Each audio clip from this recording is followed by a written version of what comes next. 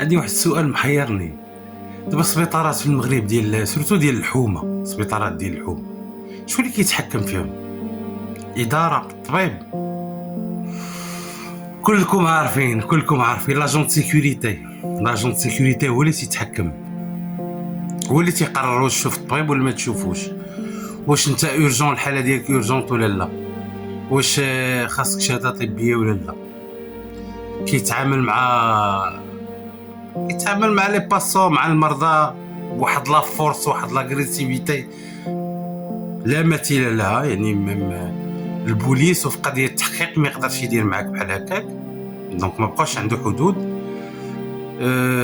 ما عندكش فلوس ما غدوش، والله لا دزتي بنادم تيبقى مسرح تما، مجروح مفردق تما، تيبقى متكي نهار كامل.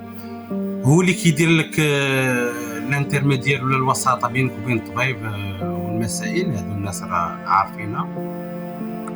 جبتي الفلوس، جيتي بالعاقه ديالك، صافي راك مهني دغيا غابيدمون، دغيا دوز دغيا غابيدمون.